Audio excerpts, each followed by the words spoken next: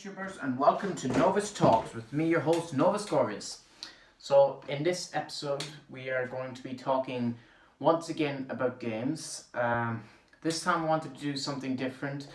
I've been talking a lot about Metroid and Bayonetta recently, and there has been more Metroid news, but I wanted to focus on something else this time.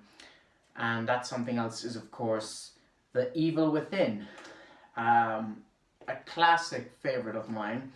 The first one came out in 2014, and I fell in love with it. It had all the perfect elements for a survival horror game, and the thing that stood out to me most were the designs of the monsters and how the whole concept behind how each monster is representative of a fear or trauma inside your head.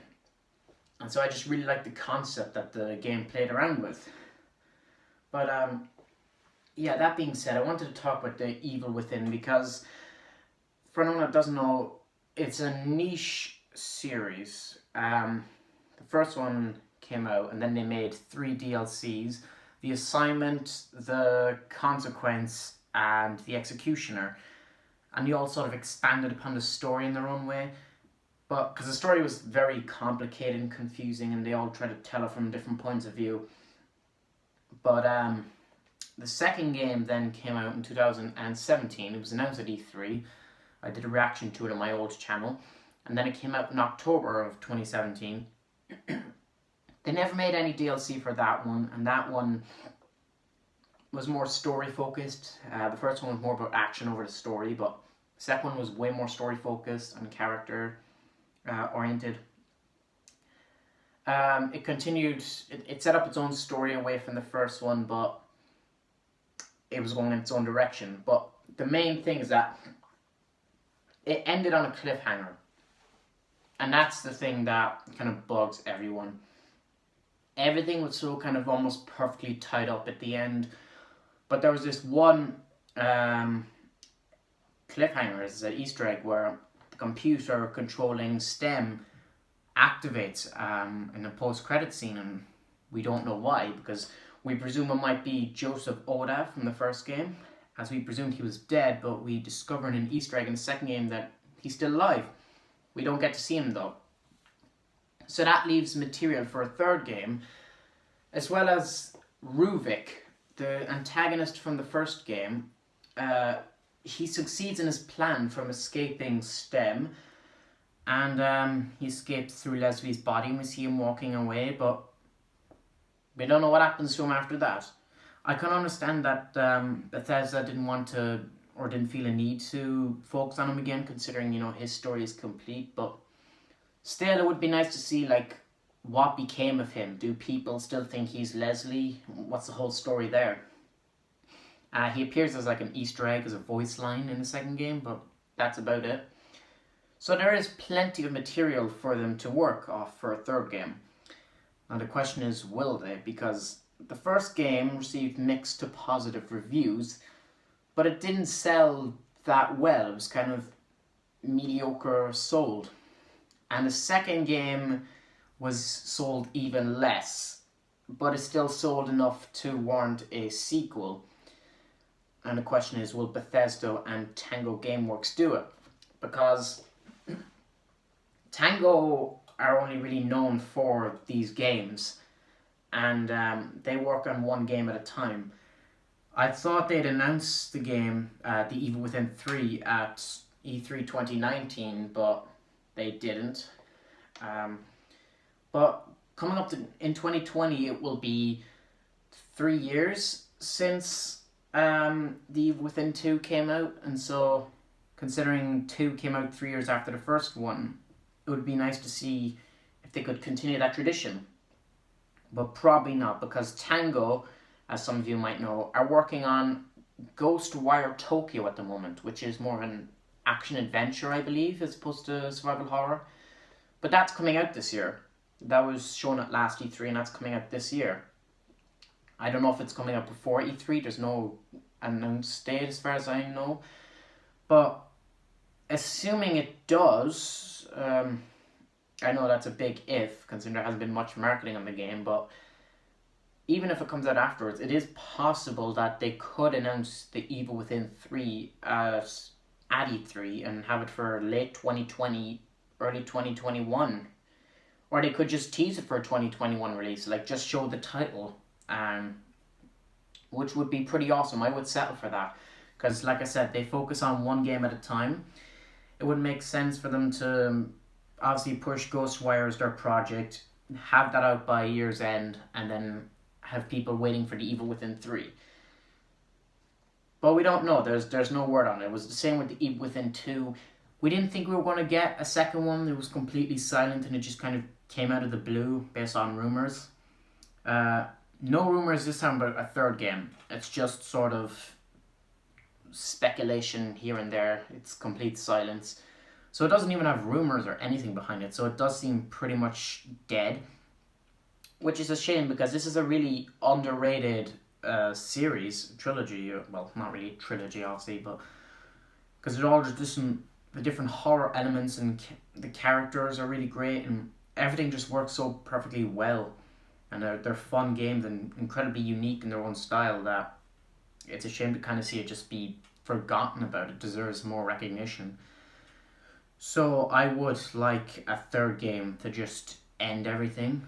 As long as it doesn't end on a cliffhanger, of course. But if they do a third game, they do need to make some differences. They need to make it... Obviously, it will be similar in terms of gameplay, but it needs to be different because the first two didn't strike with a mainstream audience. The third game really needs to stand out and attract a bigger audience. So it's tricky. It needs to be different enough to be an entirely new experience, but it needs to feel the same. Which is the hard part about any sequel, of course, but especially with The Evil Within. As well as that, they have to be careful how they structure the story, because the first one was very complicated, and I think that's why people didn't really click with it. The second one was fine, but it took away from some of the horror moments of the first one, and I found the gameplay a bit complicated in the second game, even though I loved like the story elements and the songs and stuff. But the second game, it was good, but it felt a bit too different from the first one. So they really need to think about how they would structure a third game. And if they're going to round out the story, how are they going to do it? Because this is a series where characters die and come back to life. Like I said, Joseph was dead, he's back. We thought Sebastian's wife and daughter were dead in a fire in the first one. They were alive in the second one. Sebastian's wife is dead, but she could come back. The administrator died in the first one. He came back in the second one. He died again. So they could literally just bring back characters, or they could kill Sebastian. That's one idea that's been in my mind, and I think would be a fitting way to conclude everything. It would be sad and depressing to see him go through all of this, but if they gave him like a heroic death or a proper end, it would be a great way to sort of end off that character arc and like say to the audience that we recognize there's a love for this franchise, but we can't sustain it. It hasn't been sustainable for us. I also feel like the third game wouldn't be about Sebastian. I feel like Joseph would be there, but you'd have to focus on Lily. Whether the game's a prequel or something or set at the same time, I feel like Sebastian's daughter and all the trauma and stuff in her head is the way to the third game's story should go in, because we've seen enough from Sebastian. There's nothing really else to explore other than his daughter, and then Kidman is kind of free of everything now, so she'd be a side character.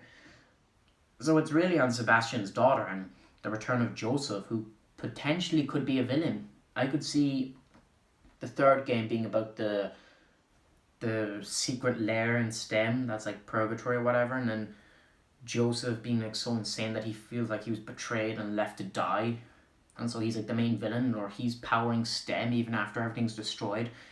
That could potentially be the story. And maybe Sebastian has to give up his life to save his friend or something. Even that alone, like, all of that sounds like an interesting premise for a story, but will they actually do it? Or will they even make a third game at all? it really is difficult to say because this is a franchise that has struggled with each entry. But Tango, like I said, are best known for The Evil Within and The Evil Within 2. And I feel like enough people are demanding The Evil Within from Tango and Bethesda, so who knows? After Ghostwire comes out, Tango will need to push another game, and what better way to do that than The Evil Within? They could use this not only as their final game for this series, but also to gain time while they work on their next game, whatever that is, and then they can build off of that then. I don't know, this is all just theory and speculation, obviously, because we've no idea what's happening at this stage.